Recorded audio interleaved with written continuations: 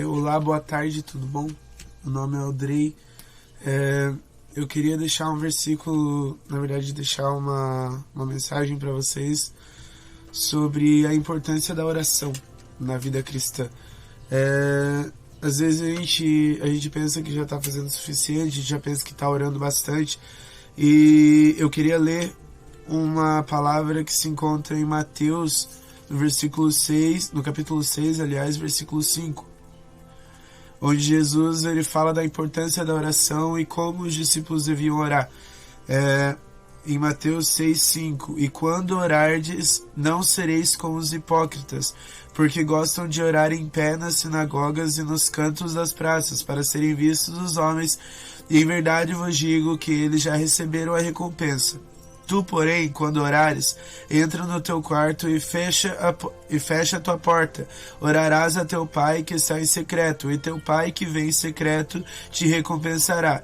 E orando não usei de vãs repetições, como os gentios, porque presumem que pelo seu muito falar serão ouvidos. Não vos assemelheis, pois, a eles, porque Deus, o vosso Pai, sabe o que tens necessidade antes mesmo de pedir. Aqui Jesus está falando para os discípulos como eles devem orar, porque os discípulos viam Jesus orando o tempo inteiro e eles queriam saber: mestre, ensina-nos como orar. E Jesus falou isso para eles. Logo após ele fala, ele ora o Pai Nosso para eles. Mas qual é a chave? O que Jesus queria passar com essa mensagem, com essa palavra? É que muitas pessoas oram apenas para se aparecer, muitas pessoas oram apenas para dizerem que são mais espirituais que as outras, para dizer que estão no nível mais elevado que as outras, ou mesmo gentios, que ele diz, são pessoas que oram meio que no piloto automático, eles oram, já nem sabem mais o que estão dizendo, é tão rotineiro aquilo que eles oram todo dia com a mesma palavra e eles acham que por muito repetirem aquilo, Deus vai ouvir melhor. Então Jesus citou essas duas situações e falou que não queria que eles fossem semelhantes, que era para eles orarem em secreto, no quarto. O que significa isso? Deus não quer que a gente que a gente fale com Ele, oração é uma conversa. Deus não quer que a gente ore para Deus por necessidade apenas ou por mera conveniência. Ele quer que a gente faça isso por amor, que a gente faça isso porque a gente quer fazer mesmo, sabe? Porque a gente quer a presença dEle, porque a gente precisa da presença dEle. E uma coisa que eu queria deixar aqui, que ele não fala e se vocês forem orar, ele fala quando vocês forem orar, o que dá a entender que ele espera que a gente ore. E muita gente que eu tenho visto, convivido, e eu mesmo, a gente deixa a desejar na parte da oração. A gente acha que já orou o suficiente quando a gente agradece a Deus pela manhã e ora pelo alimento quando vai comer, ou mesmo dá uma oração meia boca antes de dormir. Só que isso não deveria ser suficiente. A gente tem que ter uma sede incessante pela oração, uma fome que não termina, que não se acaba pela oração, pela comunhão com Deus, porque uma vida cristã sem oração é uma vida falsa, é um cristianismo falso, porque o que mantém nossa vida com Deus é o nosso relacionamento com Deus. E se eu não me relaciono com Deus e eu me digo cristão, então eu estou vivendo de aparência, entendeu? Então eu queria deixar essa mensagem para que, se você tem orado, que você ore mais. Se você tem sede por Jesus, que você tenha mais sede. E eu não consigo orar, eu não sei como orar, peça discernimento a Jesus. Fale: Jesus, eu não sei como orar, que teu Espírito Santo me ensine a orar. Eu também não sabia orar, eu não tinha palavras para ficar orando, só que eu comecei a pedir a Deus para que Ele me ensinasse, e Ele vem me ensinando, e eu tenho orado, sei lá, eu entendi que a oração é uma conversa. E quando eu vou conversar com alguém, eu tenho vários assuntos, eu falo sobre tantas coisas, por que com Deus seria diferente? Talvez seja a visão errada que eu tinha de Deus. Pode ser que você também tenha essa visão errada de Deus, como se Deus fosse alguém tirando que está ali, sei lá, esperando você chegar para Ele te castigar. E Deus não é assim. Deus é um Deus de amor, Deus de misericórdia. Ele está esperando a gente chegar para Ele, para ter uma amizade com a gente. Era assim no Jardim do Éden. Deus tinha uma amizade com Adão. Não era uma coisa de um pai ditatorial falando com o filho, que ele tinha que falar com ele por obrigação a todo entardecer. Não, Adão gostava de falar com Deus, e Deus gostava de falar com Adão. Só que quando entrou o pecado, o homem sentiu vergonha de se chegar a Deus, se sentiu culpado. E aí entrou a mentira, o medo de Deus. Nunca existiu medo de Deus até então.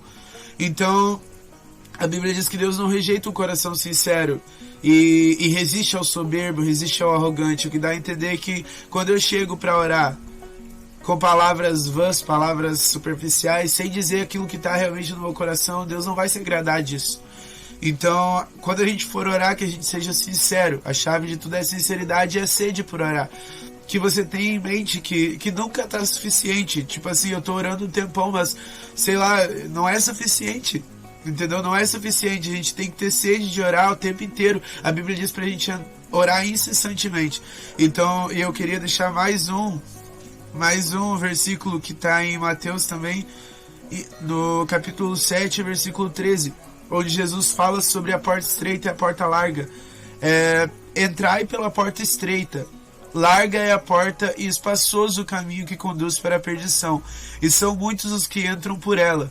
Porque estreita é a porta e apertado o caminho que conduz para a vida, e são poucos os que encontram esse caminho. Então, o caminho para encontrar a vida, o caminho de Cristo, não é um caminho fácil, não é um caminho largo, é um caminho estreito. E por que orar também é tão difícil? Orar é difícil a gente se desconcentrar das coisas que prendem a nossa atenção. Às vezes a gente tá orando lá e começa a lembrar do cachorro, sei lá, que não deu água, disso que tem que fazer, daquele outra prova que vai sair amanhã, e tanta coisa na nossa cabeça que a gente não consegue se concentrar em Deus. Um simples ato de tirar um momento de falar com Deus se torna uma guerra, se torna uma coisa difícil. Mas é isso que Deus espera da gente, é que a gente vença essa guerra, por mais que seja difícil, a gente consiga se entregar a Deus em oração, sabe? Se render realmente com o espírito sincero, falando aquilo que a gente sente de verdade, sem mascarar, sem fingir, falando de uma forma, do mesmo jeito que você fala com um amigo, com a mãe, com o pai, é a forma que você tem que falar com Deus. Ele também é teu pai, ele também espera que você seja sincero com ele, que você tenha ele como um amigo.